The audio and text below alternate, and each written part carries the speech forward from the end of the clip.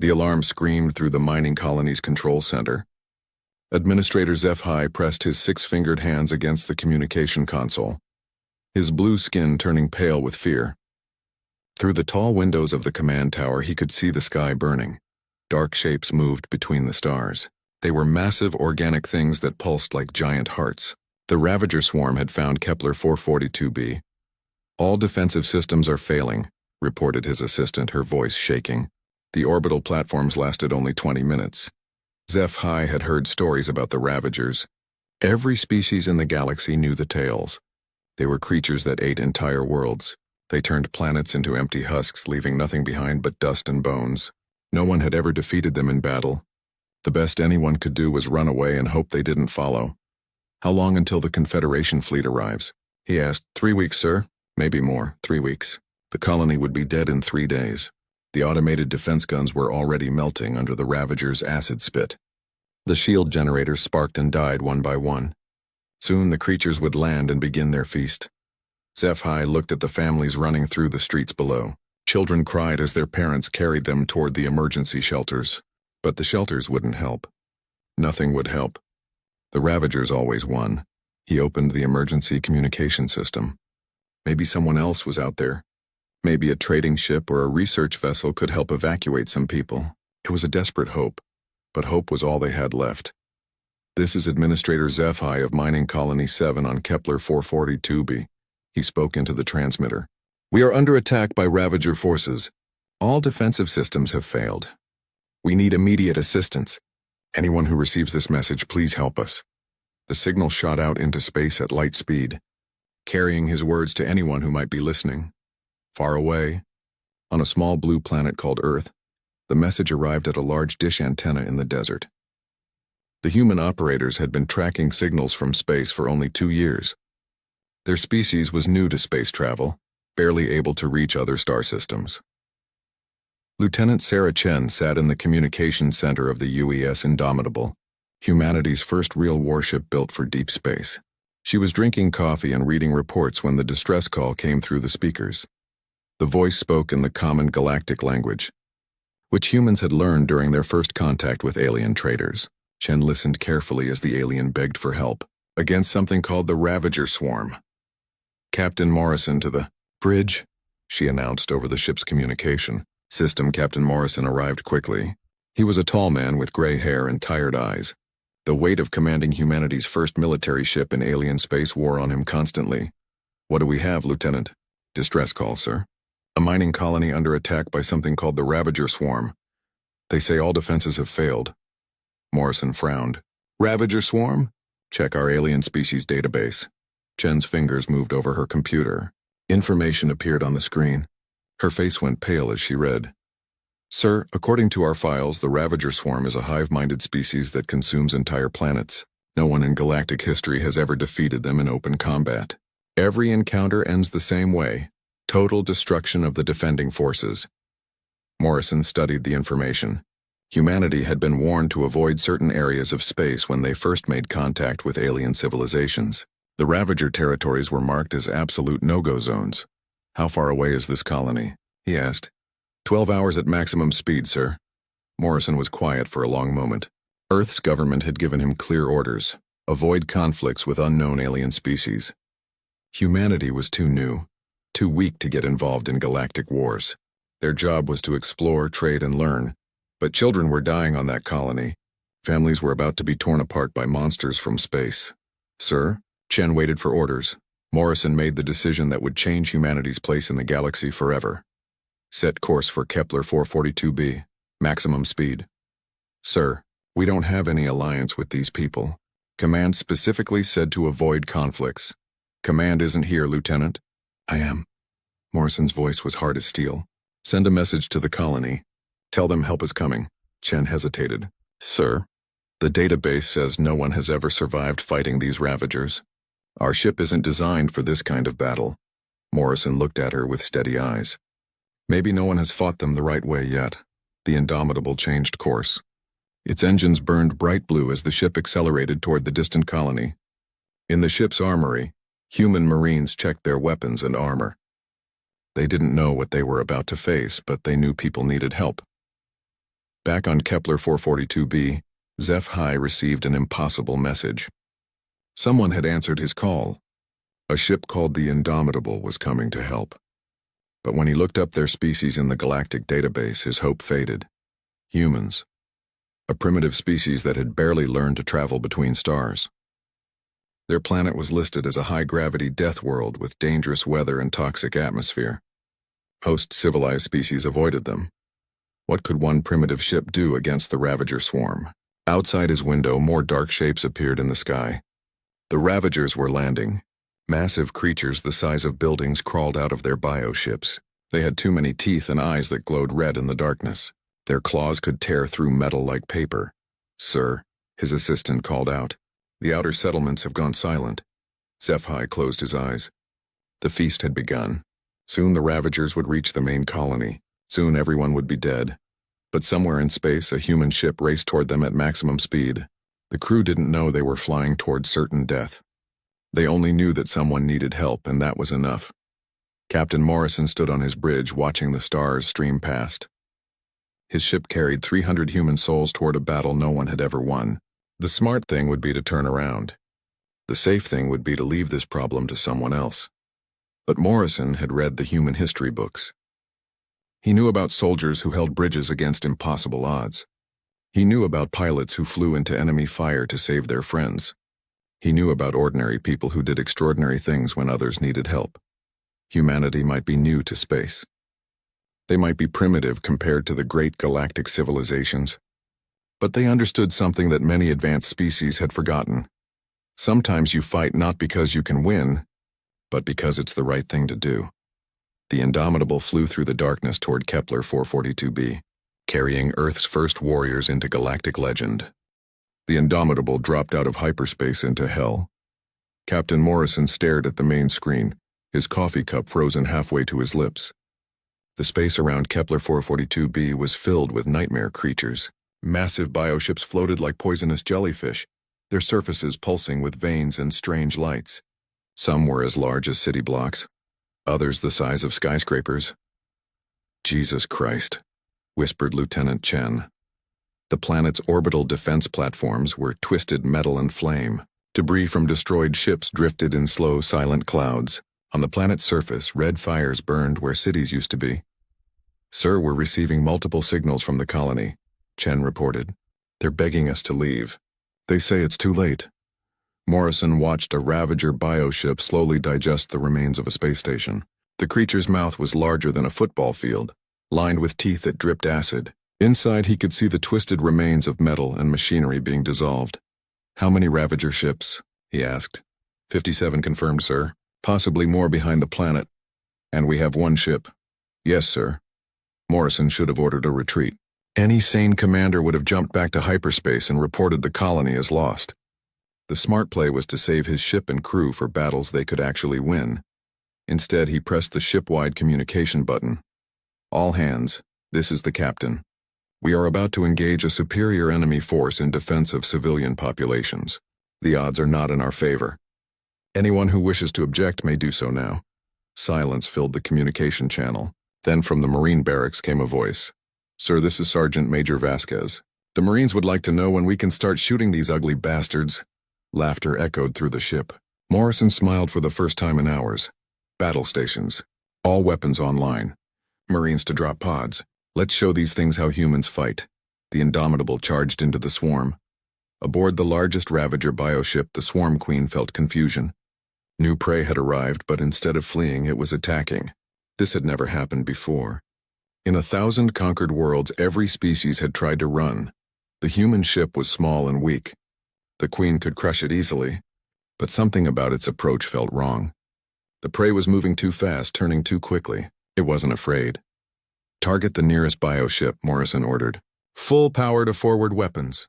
The Indomitable's main guns opened fire. Streams of superheated plasma and kinetic rounds slammed into a Ravager cruiser. The creature's bioarmor, evolved to resist energy weapons, shattered under the impact of solid metal moving at incredible speed. Direct hit. "Enemy ship is bleeding atmosphere." The Ravager cruiser writhed in pain and fury. Green blood sprayed from its wounds. It had never been hurt like this before. The prey was using primitive kinetic weapons. metal bullets and explosive shells. Such weapons had been abandoned by civilized species millions of years ago. But against bioarmor designed to absorb energy, kinetic weapons were devastatingly effective. "Launching drop pods," announced Lieutenant Rodriguez from the tactical station. 6 pods shot from the Indomitable's belly, racing toward the wounded Ravager ship. Inside each pod, 10 human Marines waited in powered armor, carrying weapons that would have seemed primitive to any galactic civilization: assault rifles, shotguns, rocket launchers, grenades, tools of war that humans had, perfected over centuries of fighting each other. Sergeant Major Elena Vasquez led the first boarding party. Her powered armor was scratched and dented from previous battles on alien worlds. She carried an assault rifle that fired depleted uranium rounds and a plasma sword that could cut through steel. "Remember," she told her Marines as their pod approached the Ravager ship, "these things have never fought anything that fights back. Let's give them an education." The pod punched through the bioship's outer membrane with a sound like tearing fabric. The Marines jumped out into a corridor that pulsed like the inside of a living throat. The air was thick with moisture and smelled like decay. "Hostile atmosphere," reported Corporal Jackson. "Switching to internal air supply." Vasquez nodded. Her armor's sensors showed movement ahead. Something big was coming toward them. The first Ravager warrior appeared around a bend in the corridor. It was 12 feet tall, with 4 arms and a mouth full of needle teeth. Its claws could tear through metal, and its hide was thick enough to stop energy weapons. It had never seen anything like the small figures in metal shells that faced it. Vasquez opened fire. Her rifle spat armor-piercing rounds at 3,000 feet per second. The bullets punched through the creature's bioarmor like paper. Green blood sprayed across the walls. The Ravager fell, confusion in its dying eyes. "Move up," Vasquez shouted. "Secure the corridor!" Her Marines advanced through the bioship, their weapons cutting down anything that moved. The Ravagers had no tactics for fighting inside their own ships. They were used to consuming helpless prey, not battling determined soldiers. On the Indomitable's bridge, Morrison watched his ship dance between the massive bioships. The Ravagers were trying to surround him, but they moved like giant whales, slow and predictable. His ship was built for speed and maneuverability. "Sir, we're getting reports from the colony," Chen announced. "They say our Marines are actually winning inside that Ravager ship." Morrison allowed himself a small smile. "Of course they are. Marines don't know how to lose." Down on the planet's surface, Administrator HFY watched his displays in amazement. The impossible was happening. The primitive human ship was not only surviving against the Ravager swarm, it was winning. "Sir, the humans are using kinetic weapons," reported his tactical officer. "Bullets and explosives. The Ravager's bioarmor can't adapt fast enough." HFY stared at the tactical display. The human ship moved like a dancer, never staying still long enough for the Ravagers to target effectively. And their Marines were actually inside a Ravager bioship, fighting hand-to-hand with creatures that had never been challenged. "Update from the Marine assault team," came Vasquez's voice over the radio. "We've reached the bioship's brain chamber. Planting charges now." "You're inside the creature's brain?" Morrison asked. "Yes, sir. Ugly place. Really smells bad." Explosions rocked the Ravager bioship. It convulsed like a dying animal, then went still. The first Ravager vessel in galactic history had been killed in combat. The other bioships hesitated. This had never happened before. The small prey had hurt them. The small prey had killed one of their own. Fear was a new emotion for the Ravager swarm.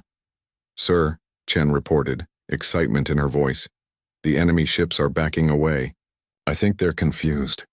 Morrison watched the massive creatures retreat to regroup. They had expected easy prey and found dangerous predators instead. "All Marines return to ship," he ordered. "Prepare for the next wave." As the drop pods returned to the Indomitable, Sergeant Major Vasquez removed her helmet and shook out her black hair. Her face was covered in sweat and green alien blood. "How'd we do, Sergeant Major?"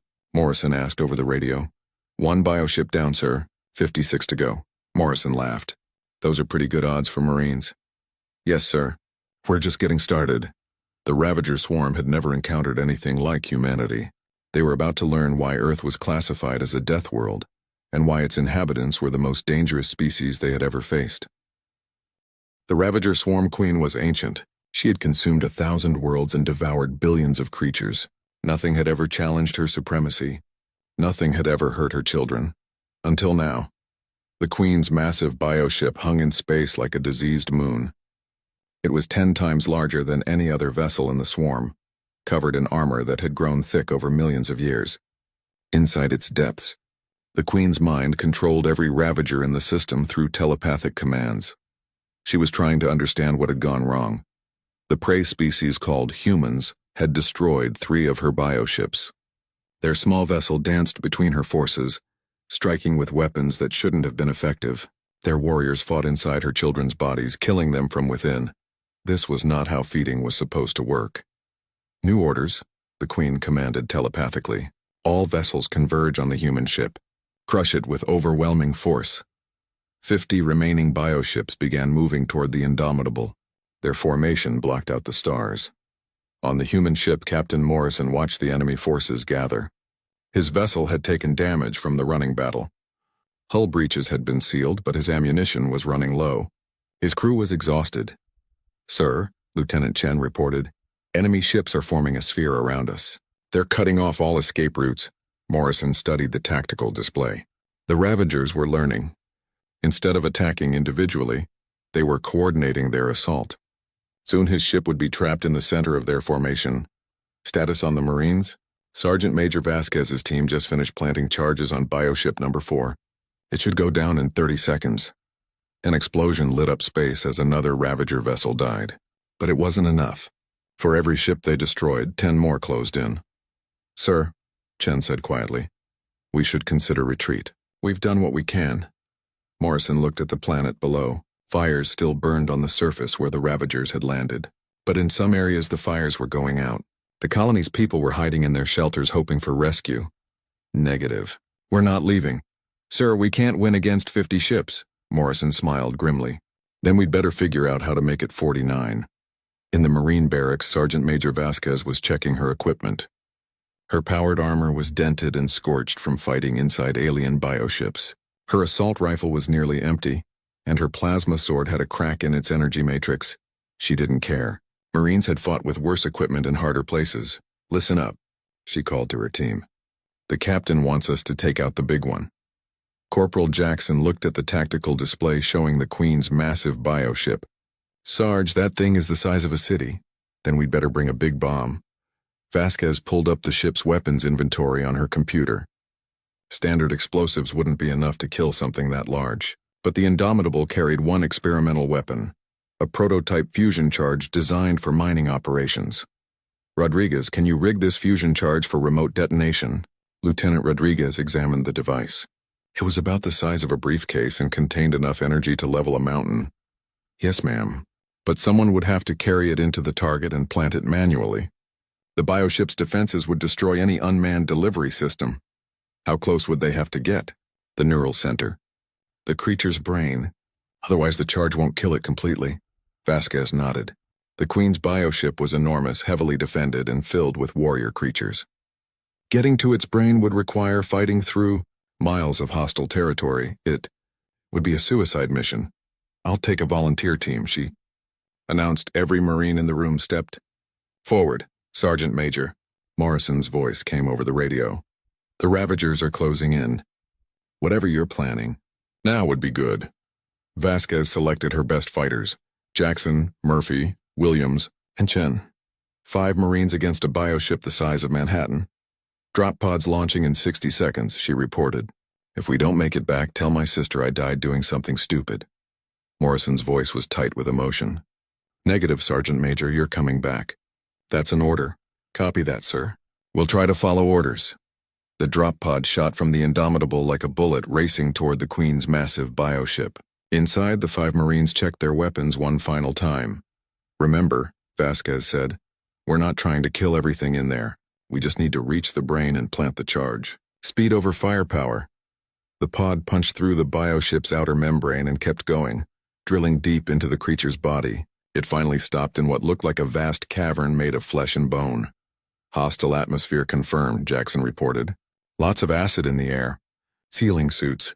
They stepped out into a nightmare. The walls pulsed with veins and arteries. Strange lights blinked in the distance. The floor was soft and warm, like walking on skin. "Motion sensors show movement all around us," Williams whispered. Big movement. The first Ravager warriors appeared from the shadows. These were different from the ones they'd fought before. Larger, faster, with better armor. The Queen's personal guard. Light them up, Vasquez shouted. The corridor exploded into gunfire. The Marines' weapons spat depleted uranium rounds and high-explosive shells. The Ravager warriors screamed and charged, their claws sparking against metal armor. Jackson's rifle jammed. A warrior's claw raked across his chest, tearing through his armor. He drew his sidearm and put 3 bullets into the creature's head at point-blank range. Keep moving, Vasquez yelled over the noise. The brain is this way. They fought through corridor after corridor, leaving dead aliens in their wake. The bioship's immune system began responding, sending acid-spitting organisms to stop the invaders. The Marine's armor hissed as the acid ate through the outer layers. Murphy fell when a warrior's claw found a gap in his armor. Williams stayed to cover him while the others pressed on. 2 Marines down, Vasquez reported to the ship. Still advancing, her armor's display showed they were getting close to the neural center. The biological readings were off the charts. They were approaching something massive and intelligent. Chen's suit lost power. She continued in emergency backup mode, knowing she had only minutes of air left. Finally, they reached a vast chamber. In the center hung the Queen's brain, a pulsing mass of tissue the size of a building, covered in nerve clusters and thought networks. The Queen's telepathic voice echoed in their minds. You cannot destroy me, little creatures. I am eternal. I am perfect. Vasquez smiled inside her helmet. Lady, you've never met the human race. She activated the fusion charge and placed it against the brain's primary nerve cluster. The timer showed 60 seconds. Charge is set, she radioed. Extraction needed now. Negative, Sergeant Major. Morrison's voice crackled back.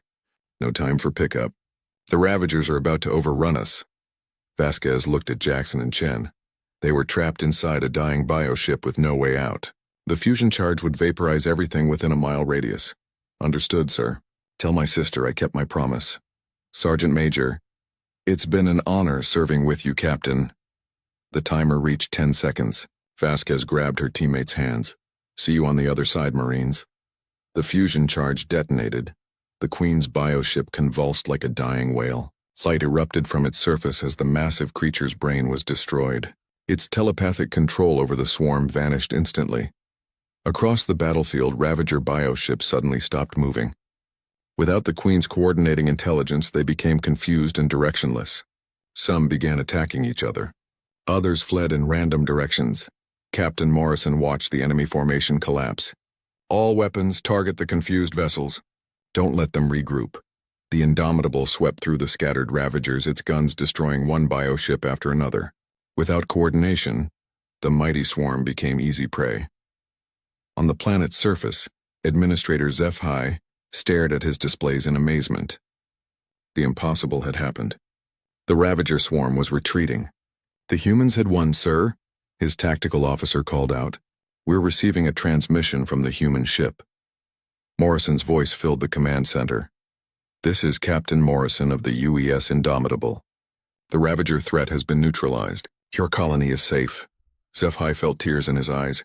Captain Morrison, we owe you everything. How many of your people survived? There was a long pause. We lost 5 Marines in the final assault, Administrator. They died to save your people. What were their names? We will build a monument, another pause. Sergeant Major Elena Vasquez, Corporals Jackson, Murphy, Williams, and Chen. They were the best humanity had to offer. HFY looked out at his saved colony. In the sky, the last Ravager bioships were jumping to hyperspace, fleeing the system they had expected to consume. 5 humans had died to save millions of aliens they had never met. It was the galaxy's first lesson in what humanity truly was. The news traveled across the galaxy at light speed.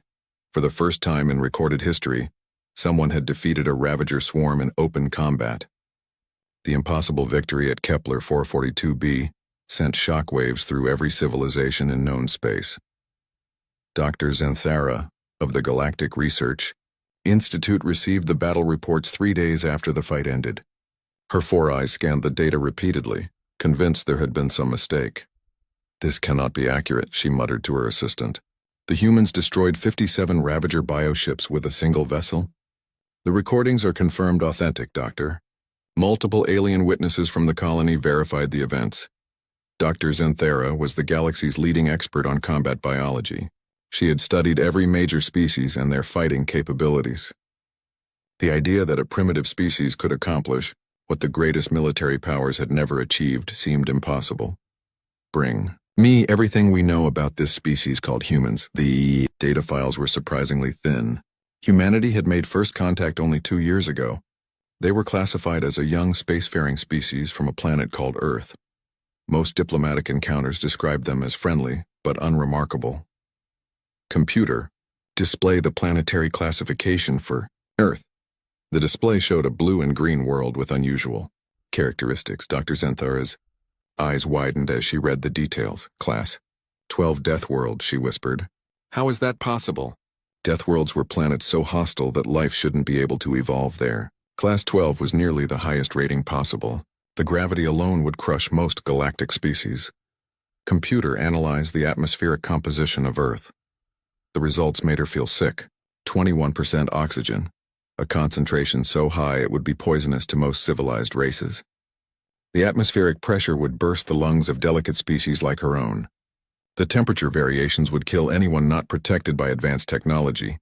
Assistant, contact the Galactic Council immediately. We need to reclassify humanity. While Dr. Zenthara studied the impossible victory, word of the battle spread through diplomatic channels. In the elegant halls of the Altarian Assembly, gentle beings who had never known violence listened to recordings of human Marines fighting inside Ravager bioships. Ambassador Veltar played the audio for the emergency session. The sounds of gunfire and explosions echoed through the chamber. These creatures called humans fight with kinetic weapons, he explained to the horrified assembly.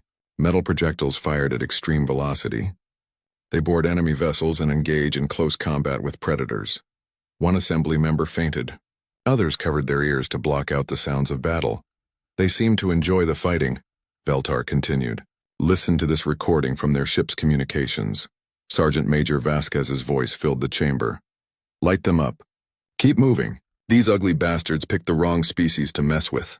The assembly members looked at each other in shock. The humans sounded excited during combat. They were actually having fun while fighting monsters. Ambassador, asked the assembly leader, her voice shaking. Are these humans a threat to peaceful species? Unknown. They claim they only came to help, but any species capable of defeating Ravagers. He left the sentence unfinished. In the crystal cities of Zentari Prime, the ruling council debated humanity's implications for galactic civilization.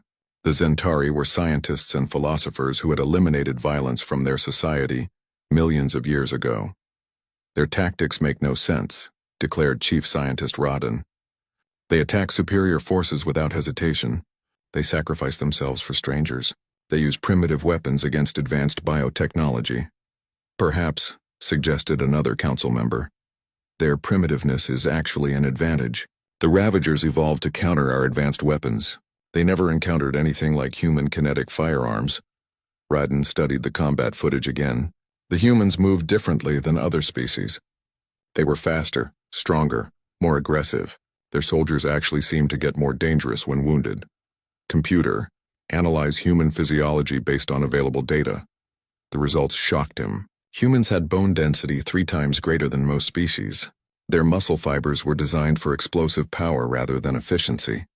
Their nervous systems processed combat situations faster than most military computers. They're not just from a death world, he realized. They're apex predators from a death world. On the homeworld of the Confederation's military commanders, General Thexnon studied the battle reports with professional interest. As one of the few species that still maintained armed forces, he understood warfare better than most. Their tactics are crude but effective, he told his staff. No coordination with orbital support. No advanced battle computers. They simply attacked the strongest enemy and kept fighting until it died. General, asked his aide, should we be concerned about human military capabilities? Thexnon watched footage of human Marines boarding a Ravager bioship. The creatures inside that vessel were each the size of a ground vehicle, armed with claws that could cut through metal. The humans attacked them with handheld weapons, and won. We should be terrified, he said quietly. Dr. Zenthara finally finished her analysis. The report she prepared would change how the galaxy viewed humanity forever. She stood before the Galactic Council's emergency session, her data displayed on massive screens behind her. Honored counselors, I have completed my study of the humans and their victory over the Ravager swarm. My findings are disturbing. The council chamber held representatives from 47 different species. All of them had come to hear about the impossible victory. Humans evolved on what we classify as a Class 12 death world.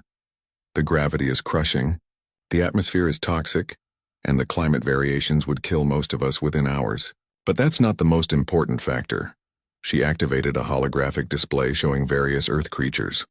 Earth is unique in galactic history. It is the only known planet where large predators and prey species evolve together in constant conflict. Most worlds develop either predators or prey, but rarely both at the same level. The display showed lions hunting zebras, sharks attacking seals, eagles swooping down on small mammals. Humans are the result of millions of years of evolutionary pressure from the most dangerous predators their world could produce. They developed endurance hunting, literally running their prey to death over vast distances. They learned to work in groups to bring down creatures much larger than themselves. A counselor from the peaceful Mirian system raised a tentacle. Doctor, are you saying humans are naturally violent? I'm saying they're naturally survivors. Violence is just one tool in their arsenal. But look at their military technology. The display changed to show human weapons, assault rifles, grenades, armored vehicles. Every other species in the galaxy developed energy weapons and defensive systems. Humans perfected kinetic weapons, tools designed to physically destroy their targets. Their entire military doctrine is based on aggressive assault rather than defensive positioning. This explains why they defeated the Ravagers, said another counselor. The bioships were evolved to resist energy weapons. Correct. But there's more. Dr. Zenthara activated another display. Humans have something we call stress response enhancement. When faced with danger, their bodies actually become stronger and faster. Most species become weaker under stress. The council murmured in amazement. Furthermore, they seem to form emotional bonds with other species. The human ship came to Kepler 442b to help complete strangers, knowing they might die in the attempt. This is unprecedented behavior. Are they a threat to galactic civilization? Asked the council leader. Dr. Zenthara considered the question carefully. That depends on how we treat them. The humans who saved Kepler 4482b were responding to a distress call. They didn't demand payment or territory. They simply helped because it was needed. And if we were to threaten them? She thought about the footage of Marines fighting inside bioships, of Captain Morrison charging into a battle he couldn't win, of Sergeant Major Vasquez dying to save aliens she'd never met. Counselor, I recommend we never find out. These creatures have spent millions of years learning to kill things that are bigger, stronger, and more numerous than they are. They're very, very good at it. The Council voted unanimously to invite humanity into the Galactic Confederation, not as junior members but as equals. They also voted to establish humanity as the first guardian species in galactic history. Some threats were too dangerous for civilized species to handle alone. But the galaxy had found its protectors. The only question now was whether the rest of the universe was ready for what Earth had to offer. 6 months after the Battle of Kepler 442b, the galaxy had changed forever. Admiral Sarah Chen stood on the bridge of the UES Defender, humanity's newest and largest warship. Through the massive viewports, she could see the joint fleet assembling around her, human vessels, flying alongside ships from dozens of alien civilizations. It was a sight that would have been impossible to imagine just 1 year ago. Admiral, Lieutenant Rodriguez called from the communication station. We're receiving the final status reports from all fleet elements. Chen nodded. The Joint Human Confederation Defense Force was preparing for its first major operation. Another distress call had come from the Rigel system, where a new threat had emerged. How many ships do we have total? 47 vessels, ma'am. 12 human warships and 35 Confederation support vessels. Chen smiled. The aliens were learning to work with humanity's aggressive tactics, while humans were adapting to coordinate with species who had very different ideas about warfare. The integration hadn't been easy. Dr. Zenthara entered the bridge, carrying a datapad filled with her latest research. As the galaxy's expert on human combat biology, she had become the unofficial liaison between Earth's military and the Confederation's scientific community. Admiral Chen, I have the briefing on our new enemy. What are we facing this time, Doctor? Synthara activated the bridge's main display. It showed a crystalline structure floating in space, beautiful and deadly. They call themselves the hegemony, silicon-based life forms that convert organic matter into crystal matrices. They're not trying to eat planets like the Ravagers, they're trying to transform them. How many ships? Unknown. Their vessels are grown rather than built, and they can create new ones from raw materials. Intelligence suggests they may have hundreds of units. Chen studied the display. The hegemony ships looked like floating cathedrals made of living crystal. They were beautiful in an alien way. What's their combat capability? Energy weapons that can turn living tissue to crystal instantly. Force fields that redirect kinetic attacks. They've already converted 3 colony worlds. Admiral Chen frowned. Energy weapons and force fields were exactly the kind of advanced technology that had made other species overconfident. The hegemony sounded like they had learned from the Ravagers' defeat. Any weaknesses? Their crystal structure makes them vulnerable to sonic weapons and electromagnetic pulses. But they adapt quickly to new threats. Chen activated the fleet communication system. All vessels, this is Admiral Chen. We're facing an enemy that has studied our tactics and prepared countermeasures. They think they know how humans fight. She paused, looking out at the mixed fleet of human and alien ships. They're about to learn that the first rule of fighting humans is that we don't follow rules. On the Altarian science vessel Peaceful Endeavor, Captain HFY listened to the human admiral's briefing. The gentle administrator who had once begged for help at Kepler 442b was now a ship captain, having volunteered to serve alongside the humans who had saved his people. Captain, his tactical officer reported, the human vessels are moving into attack formation. HFY watched the human ships spread out in what looked like a chaotic pattern. After months of working with them, he had learned that human tactics often appeared random until the moment they struck. Signal all Confederation vessels to follow Admiral Chen's lead. And remind everyone, stay clear of human firing lanes. The mixed fleet jumped to hyperspace, carrying representatives of dozens of species toward their first battle as unified forces. They emerged in the Rigel system to find a scene of crystalline horror. The planets glowed with unnatural light as their surfaces were slowly converted to living crystal. Hegemony ships moved in perfect geometric formations, their weapons turning asteroids and space debris into more crystal structures. Contact, Lieutenant Rodriguez announced. The hegemony fleet is turning toward us. Estimated 120 vessels. Numbers don't matter, Chen replied calmly. What matters is who's driving the ships. The hegemony commander was ancient and logical. Its crystalline mind processed thousands of variables as it analyzed the approaching enemy fleet. The files on human tactics were extensive. Chaotic attacks, primitive weapons, boarding actions against superior forces. All of these factors had been accounted for in hegemony ship design. Energy weapons would be ineffective against their crystal hulls. Kinetic weapons would be deflected by gravitic shields. Boarding actions were impossible when the ships themselves were made of living crystal. The humans would be defeated using their own aggressive tactics against them. Initiate conversion protocol, the commander ordered. Transform the organic vessels first. Beams of crystalline energy shot from the hegemony ships, designed to turn the human vessels into crystal statues. But the beam struck empty space. The human ships had scattered like leaves in a hurricane. Target acquisition lost, reported a hegemony tactical node. Human vessels are moving in unpredictable patterns. The commander watched the enemy fleet break apart into small groups, each moving independently. This was not the coordinated assault the humans had used against the Ravagers. Adjust targeting algorithms for multiple small targets. But before the hegemony could adapt, the human ships struck. Not with energy weapons or kinetic guns, but with something the crystalline beings had never encountered before. Sonic torpedoes. Admiral Chen had remembered Dr. Zenthera's briefing about sonic weapons. If the hegemony was vulnerable to sound waves, humanity would give them more noise than they could handle. The torpedoes exploded in brilliant flashes of pure sound.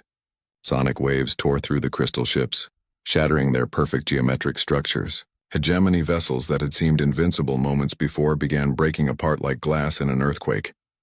All human vessels, switch to electromagnetic pulse weapons, Chen ordered. Let's scramble their systems. The human ships opened fire with EMP cannons, weapons that had been designed for disabling enemy electronics. The electromagnetic pulses disrupted the hegemony's crystalline neural networks, leaving their ships blind and helpless. Captain HFY watched in amazement as the mighty hegemony fleet fell apart under the human assault. The crystalline beings had prepared for every tactic in the galactic military database, but they hadn't prepared for humanity's greatest strength, the ability to adapt faster than anyone else. "Admiral Chen," he radioed. "The hegemony ships are trying to retreat." "Negative. We finish this here and now.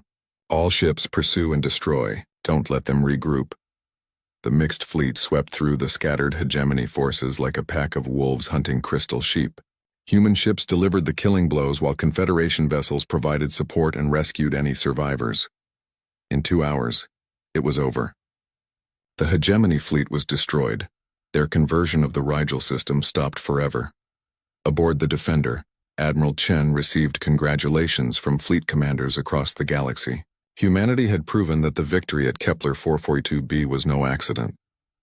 "Admiral," Dr. Zenthera said, "I'm updating my report on human combat effectiveness. How did you know to use sonic and electromagnetic weapons?" Chen smiled.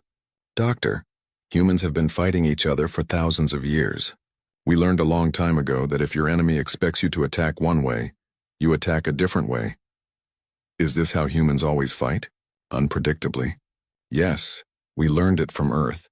Our planet tried to kill us in so many different ways that we had to become adaptable or die out." 6 months later, the Galactic Confederation announced the formation of the Guardian Corps, a joint military force led by human commanders but including volunteers from every member species. The Corps established bases throughout the galaxy, ready to respond to any threat too dangerous for individual civilizations to handle. Their motto, suggested by a human marine, was simple: "When the galaxy calls for help, we answer." Admiral Chen stood in the Corps headquarters on the space station Guardian Prime, looking out at ships from 100 different worlds. Humans served alongside beings they had never imagined, united by a simple principle: protecting those who couldn't protect themselves. A new distress call came in from the Vega sector. Unknown attackers had wiped out 3 research stations. "Admiral," her aide reported, "we have another situation developing." Chen looked at the tactical display showing the threatened sector. Somewhere out there, people were dying while monsters destroyed everything they had built. "Prep the fleet," she ordered. "Time to go to work." The Guardian Corps ships began moving toward their jump points. Humanity had found its place in the galaxy, not as conquerors or rulers, but as the ones who stood between civilization and the dark things that wanted to destroy it. As the fleet prepared to jump to hyperspace, Chen thought about Sergeant Major Vasquez and the Marines who had died at Kepler 442b. They had sacrificed themselves to save strangers, and their example had inspired an entire galaxy. "Admiral," the navigator called. "All ships report ready for jump." "Take us out," Chen commanded. "People need help." The fleet vanished into hyperspace, carrying Earth's children toward another impossible battle against another unbeatable enemy. In the galaxy's long history of peaceful civilizations and advanced technologies, humanity had become something unique, the species that ran toward danger instead of away from it.